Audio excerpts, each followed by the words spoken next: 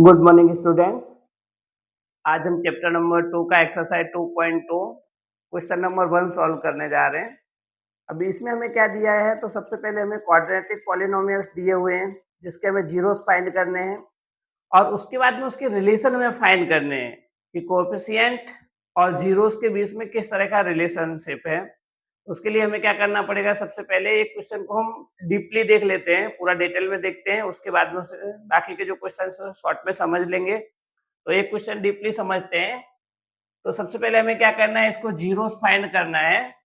तो हमने लिखा कि x square minus two x minus eight is equal to zero. हम पहले इसको जीरोस फाइंड कर रहे हैं, इसके लिए इस इक्वेशन को इक्वल टू जीरो कर दिया। अब हम क्या करेंगे, हमारा स्टैंडर्ड क्वाड्रेटिक पॉलिनोमियल्स का जो फॉर्मूला है उसे हम लिखते हैं। तो वो क्या है हमारा, a x square plus b x plus c is equal to zero. इस पर से हमें क्या मिलेगा, तो ए बी और सी ये कोएफिशिएंट मिल जाएंगे। तो देखिए इसका आप कंपेयर करिए, तो एक्स स्क्वायर का कोएफिशिएंट यहाँ पे 1 है, तो आपका ए इज इक्वल टू 1 हो गया। चलिए अभी एक्स का कोएफिशिएंट यहाँ -2 है, तो v इज इक्वल टू -2 हो गया। यहाँ पे देखिए सी कांस्टेंट टर्म है, तो हमारा यहाँ पे कांस्टेंट टर्म -8 है, तो आपको सी इज इक्वल टू -8 मिल गया। अब हमें जिसके जीरो चाहिए वो इक्वेशन लिख देते हैं हम, x square minus two x minus eight is equal to zero. अब हमें यहाँ पे कोई कॉमन नजर नहीं आ रहा है, तो ये क्वेश्चन हमने 9th में बहुत सारे सॉल्व किए हैं। तो इसके लिए हम क्या करते हैं, ये जो हमारी मिड टर्म है -2x, इसे हम दो पार्ट में डिवाइड करते हैं। उसके लिए हमें क्या करना है, तो आपके जो कोएफिशिएंट है a और c उसका मल्टीप्लाई करना है हमें। अगर उस मल्टीप्लाई को ऐड करने पे या सब्ट्रैक्ट करने पे आपको ये वाला मिड टर्म मिल जाए, तो आपका वही सेपरेशन पार्ट हो जाएगा। तो देखिए कैसे, तो -8 इंटू 1 करिए, तो यहाँ पे आपका -8 इंटू 1 करोगे तो -8 आएगा। अब इसके दो अलग अलग पार्ट करिए, कोई भी दो मल्टीप्लाई देख लीजिए कौन से दो मल्टीपल हैं। तो -8 के दो मल्टीपल 4 और 2 ले लीजिए। 4 इंटू 2 करोगे तो आपको 8 मिलेगा। साइन हम बाद में रख लेंगे। अब इसको ऐड करिए, अदरवाइज सब्ट्रैक्ट करिए। तो 4 प्लस 2 करोगे तो 6 हो गया। हमें क्या चाहिए, -2 चाहिए। 4 माइनस 2 करोगे तो आपका +2 आएगा, जबकि रिक्वायर हमें क्या है, -2 रिक्वायर है। तो हमें यहाँ पे हमारा जो ग्रेटर वैल्यू है उस पे माइनस का सिंबल किया। अब देखिए मल्टीप्लाई करिए, आपका सेट हो गया। -4 इंटू 2 -8, इसका आप एडिशन करिए तो -4 प्लस 2 करोगे तो -2। मतलब ये हमारे दो पार्ट परफेक्ट बन चुके हैं। इस हिसाब से हम वैल्यू रिप्लेस करते हैं, एक्स स्क्वायर, तो ये -2x का हमें क्या लिखना है, -4x प्लस 2x। तो यहाँ लिख सकते हैं -4x प्लस 2x, और यहाँ पे -8 दिया हुआ है, -8 इज इक्वल टू 0। ये इजीली हम ऐसा लिख सकते हैं। अब हमें क्या करना है, यहाँ से देखिए ये 2 टर्म्स है, यहाँ पे भी 2 टर्म्स है, इसमें से हम कॉमन निकालते हैं। तो यहाँ पे हमें देखिए x कॉमन दिख रहा है, तो हमने x कॉमन ले लिया। तो यहाँ पे एक x बचा, माइनस यहाँ पे क्या है, 4 हमारा बच रहा है तो -4 हो गया, प्लस यहाँ से कॉमन लेने के लिए कुछ हमारे पास बचा है, तो हम देख सकते हैं यहाँ पे 2 है और यहाँ पे 8 है, मतलब 2 के मल्टीपल में दोनों ही वैल्यू है।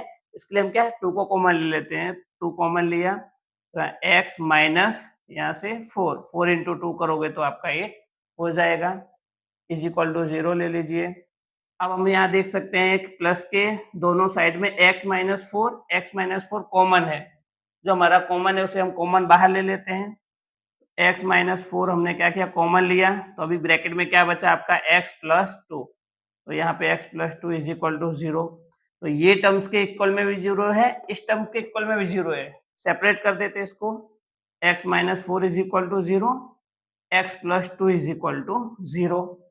अब हमें क्या करना है, इसे हम सॉल्व करते हैं। x is equal to -4 is equal के दूसरी साइड जाएगा तो आपका +4 हो जाएगा, x इज इक्वल टू +4। यहाँ पे देखिए x इज इक्वल टू +2 है, इक्वल के दूसरी साइड भेजते हैं तो -2 हो जाएगा। तो हम यहाँ देख सकते हैं कि हमारा ये जो दो जीरो है वो मिल गया, एक को हम अल्फा ले लेते हैं, दूसरे को बीटा। उसके बाद हम रिलेशनशिप देखते हैं जीरोस और कोएफिशिएंट का। तो हम क्या लिख सकते हैं, alpha plus beta is equal to, add कर सकते हैं 4 प्लस यहाँ पे बीटा क्या है, -2 है, तो 4 माइनस 2 इज इक्वल टू +2। ये +2 आपको मिल गया। अब हमें यहाँ पे इसको थोड़ा सा निकाल देते हैं यहाँ से। चलिए अब यहाँ पे हम रिलेशन देख लेते हैं।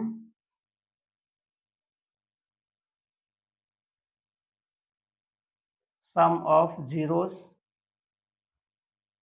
इज इक्वल टू, यहाँ पे सम ऑफ जीरोस मैंने करके रख दिया है, क्या लिख सकते हो आप, माइनस बी अपॉन ए, ऐसा लिख सकते हो। और आपका सम ऑफ जीरो कितना आया है, 2 आया है।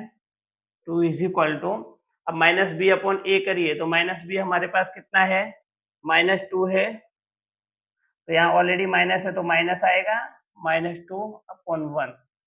इसका वैल्यू जो है वो इसके इक्वल हो गया, मतलब हम कह सकते हैं कि सम ऑफ जीरो जो है वो माइनस बी अपॉन ए है। अब हमें जो कोएफिशिएंट दिखाना है तो हम कोएफिशिएंट के लिए क्या रिलेशनशिप जानते हैं, तो हमें पता है कि ये जो ऊपर की वैल्यूज है वो क्या होती है हमारी, तो आप लिख सकते हो कोएफिशिएंट ऑफ एक्स, हमें क्या करना है, माइनस ब्रैकेट में coefficient of x divide by, यहाँ पे आप लिख सकते हो कोएफिशिएंट ऑफ एक्स स्क्वायर। हमें पता है कि minus B upon A is equal to क्या होता है, माइनस काउंट में coefficient of x upon coefficient of x square. ये चीज हम चेक कर लेते हैं क्या ये सही है। तो आप यहाँ पे जब लिखोगे कोएफिशिएंट ऑफ एक्स, तो कोएफिशिएंट ऑफ एक्स कितना है हमारे पास, हमने यहाँ पे निकाला है वैल्यू -2 है, तो ये -2 आ रहा है। और आपका कोएफिशिएंट ऑफ एक्स स्क्वायर का कोएफिशिएंट 1 था, तो यहाँ पे 1 आ रहा है, मीन्स ये जो रिलेशनशिप है वो आपका सेटिस्फाई कर रहा है, आपका लेफ्ट हैंड साइड और राइट हैंड साइड इक्वल आ रहा है। आप ये लिखना चाहो तो ये भी लिख सकते हो, left hand side is equal to right hand side. तो इसमें इस केस में क्या करना पड़ेगा, आपको सपोज करना पड़ेगा, मान लीजिए सम ऑफ जीरो, इसको हम लेफ्ट हैंड साइड लेके चलते हैं, और ये वाला जो है आपका इस साइड की वैल्यू है, इसे आप राइट हैंड साइड लिख सकते हो कि आपको ये लेफ्ट हैंड साइड, मतलब इनका जो एडिशन है वो आपको माइनस बी अपॉन ए के इक्वल मिल रहा है। Left hand side is equal to right hand side आया। अब हमें क्या देखना है, सम ऑफ जीरोस मिल गया। Same to same easy way में हम क्या देख लेते हैं, प्रोडक्ट ऑफ जीरो और उसके रिलेशंस, प्रोडक्ट ऑफ जीरोस। तो चलिए प्रोडक्ट ऑफ जीरोस हमारा क्या है, तो alpha into beta is equal to, यहाँ पे डायरेक्ट रिलेशन ही मैं लिख देता हूँ, क्या होता है आपको पता है, सी अपॉन ए।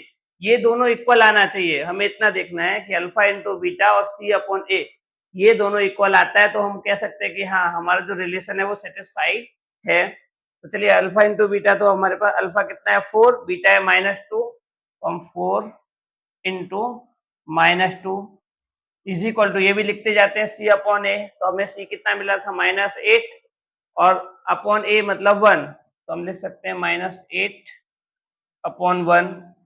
अब 4 इंटू 2 करिए तो कितना आएगा, -8, हम देख सकते हैं is equal to -8 upon 1, divide में 1 हो तो वो सेम टू सेम ही मीनिंग है, मतलब हम देख सकते हैं कि दोनों इक्वल है, तो हमारा जो रिलेशन है वो सेटिस्फाई कर रहा है।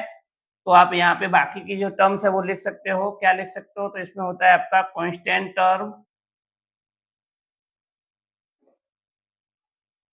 Divide by coefficient